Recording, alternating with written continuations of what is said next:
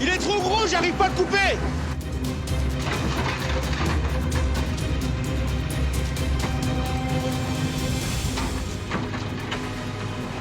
Ah merde! Et malheureusement, ce n'est que le début d'une longue série de problèmes. Putain, j'ai une fuite. J'ai un tuyau qui doit être mort dedans, là. Ça va dessus, là. Le gros stress pour moi, c'est que, en fait, ça soit une panne que je peux pas réparer. On est assez loin dans la montagne. Si la pièce, elle est défectueuse, je suis obligé d'aller faire réparer cette pièce. Ma journée, elle va être foutue, en fait. Elle sera pas du tout rentable. Et une journée foutue pour une petite entreprise comme celle de Marvin, ce sont de graves problèmes financiers à prévoir et le risque de mettre la clé sous la porte. J'ai une fuite sur un tuyau hydraulique, alors je vais regarder lequel c'est. Ouais, j'espère que ça va pas me faire perdre 2 heures de temps. Ouais. Que je vois si c'est grave ou pas, si ça peut tenir la journée ou pas tenir la journée. Si Marvin est sous pression, c'est parce que le système hydraulique permet d'acheminer l'huile jusqu'à la tête d'abattage et donc de la faire fonctionner. Il doit identifier l'origine de la fuite au plus vite. Si je m'aperçois qu'en fait la pièce elle est défectueuse vraiment trop pour continuer à travailler, je suis obligé de la démonter sur place. Et un peu avec les outils du bord, on n'est pas dans un atelier de mécanique, donc c'est un peu compliqué. Il va falloir que je sorte le bloc. J'en sais rien. Pas sûr que les connaissances en mécanique de Marvin suffisent, mais il persiste. Je sais pas. Je sais pas. Car s'il ne parvient pas à remettre son abatteuse en marche, les 2 options qui s'offrent à lui sont dramatiques. Soit il suspend le chantier le temps qu'un mécanicien règle le problème, soit il engage plusieurs bûcherons pour atteindre le niveau de rapidité et de rentabilité de la machine. Dans les 2 cas, il va devoir mettre la main au portefeuille. C'est le rituel du quotidien. Ouais, on en demande quand même pas mal à la machine. Alors. Ça a tendance à... Si j'avais une machine neuve, j'aurais peut-être moins de problèmes.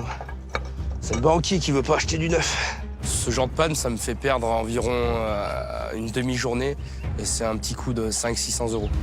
Et additionné au salaire de Rémi et de Kevin, le transporteur, ce chantier, s'il s'arrêtait, le mettrait dans le rouge. Il faut tout que je démonte le bloc. Ça va me prendre un certain temps. Donc je vais finir la journée comme ça. Et ce soir, je démonterai le tuyau. Je l'amènerai à l'hydraulicien pour y en refaire un. Marvin finit par trancher. Impossible pour le jeune entrepreneur d'envisager le moindre retard dans ses livraisons. Il décide donc de continuer à travailler avec son abatteuse déficiente dans laquelle il vient d'investir toutes ses économies, au risque de l'endommager davantage. Mais très vite, il doit se rendre à l'évidence. Allez là! Tiens! Putain, il commence à me gaver, lui!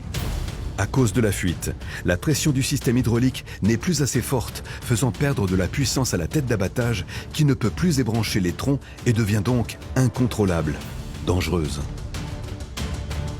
Le jeune patron n'a plus le choix. Il est 18 h, il stoppe tout. Il va devoir appeler du renfort au risque d'être déficitaire sur son chantier. Le lendemain, 6 h. Marvin a fait appel à Antoine, 26 ans, un bûcheron indépendant, et à Rémi pour remplacer la batteuse toujours hors service. Coupe la queue, Antoine, derrière l'arbre, s'il te plaît. Comme ça, on pourra le débarder comme il faut. Une abatteuse effectue à elle seule le travail de 6 bûcherons. Aujourd'hui, ils sont 3. Ils ne pourront jamais atteindre le même rendement. Marvin s'est tout de même fixé pour objectif d'abattre au moins 20 épicéas avant ce soir. Un défi difficile à relever, d'autant que le terrain reste très hostile. C'est une parcelle où il faut quand même faire relativement attention. Il y a des bois morts, des arbres secs et aussi c'est un peu accidenté avec des rochers, des pierres. Et qui dit arbre cassant sur zone accidentée dit danger démultiplié pour les bûcherons qui font de l'abattage manuel alors qu'une machine aurait dû le faire à leur place. Quand on abat un arbre, vu qu'il a une grande amplitude, il peut attraper un autre arbre et tomber dans la mauvaise direction. Ce que Marvin redoute, c'est qu'en tombant, ces épicéas s'entraînent les uns les autres dans leur chute, dans une sorte d'effet domino. Et s'abattent de manière imprévisible sur ces bûcherons qui travaillent au sol, les mettant en danger de mort à tout moment. Très fragile, donc faire attention. Un arbre, il peut tomber comme ça, puis l'autre moitié peut se casser dans l'autre sens. C'est assez compliqué, quoi. En effet, en France, sur les 2 dernières années, sur 70 accidents liés à des chutes d'arbres, 3 se sont révélés être mortels. Alors, pour minimiser les risques sur ce terrain inhospitalier, Marvin a fait appel à son meilleur bûcheron, Antoine, 4 ans de métier en haute montagne. Je m'appelle Antoine, j'ai 26 ans. Je suis bûcheron depuis 4-5 ans maintenant. commencé une passion avant d'être un métier. Nous, on n'est rien par rapport à ces arbres. On est tout petit, on intervient dans la nature, mais c'est elle qui a le dessus sur nous. Ceux-là, on les balance bien à plat et ça éviterait que ça les fasse péter. C'est l'heure de passer à l'action. Pour éviter l'effet domino, tant redouté, Antoine et Marvin doivent choisir au mieux l'angle et la trajectoire de la chute de ce géant de 18 mètres. Une mission risquée quand on travaille dans un périmètre aussi restreint.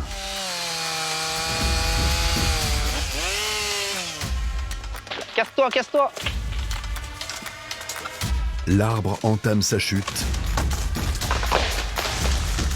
effleure plusieurs épicéas, mais finit par s'abattre à l'endroit exact voulu par Marvin et son bûcheron. Aussitôt abattus, les arbres sont ébranchés.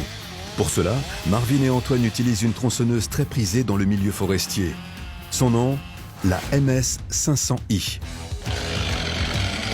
Équipée d'un moteur de 79 cm3, elle peut atteindre une vitesse de coupe passant de 0 à 100 km/h en moins de 20 centièmes de seconde, soit plus rapidement qu'une voiture de Formule 1. Un instrument redoutable qui, en France, occasionne 2 accidents très graves par jour. Comme beaucoup de bûcherons, on a eu des petits accidents. Moi, je me suis mis un petit coup de tronçonneuse au bras, je me suis fait coincer la jambe par un morceau de bois. Il y a toujours un risque, soit de se couper, de se prendre un arbre sur la tête, ou tout simplement de mal tomber. Avec sa tronçonneuse, Antoine multiplie les abattages pour permettre à Rémi de les transporter avec son tracteur forestier jusqu'à la zone de chargement. Une fois qu'ils ont fini de couper manuellement, moi, avec le câble, je rassemble les pièces. Ensuite, une fois que j'ai préparé ma traîne, je descends à la place de dépôt pour que le rumier vienne les récupérer. Mais sur un terrain aussi escarpé et pentu, Rémi doit faire face à de nombreux obstacles qui compliquent énormément l'extraction du bois. Tu le passes d'en haut? Je vais essayer, ouais. Faut que tu le passes d'en bas, non? Non, ça va casser la queue, je pense. Moi, je croyais que t'étais le plus grand débardeur de la Savoie. Une souche de bois empêche Rémi de tracter le tronc qui vient d'être abattu. S'il force, c'est tout son treuil qui risque de lâcher. Là, on va lui faire une couronne. Ça faut tailler. Ouais. Seule solution pour faire passer le bois, réaliser une couronne, c'est-à-dire réduire le diamètre du pied de l'arbre pour qu'il puisse passer.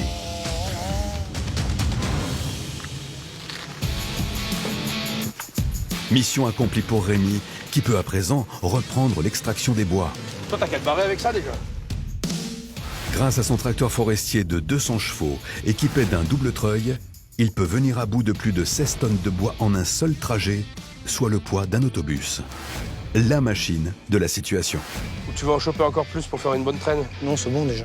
Pour son dernier trajet de la journée, Rémi va pouvoir tracter à lui seul 3 arbres de plus de 80 cm de diamètre et d'une quinzaine de tonnes vers la zone de déchargement.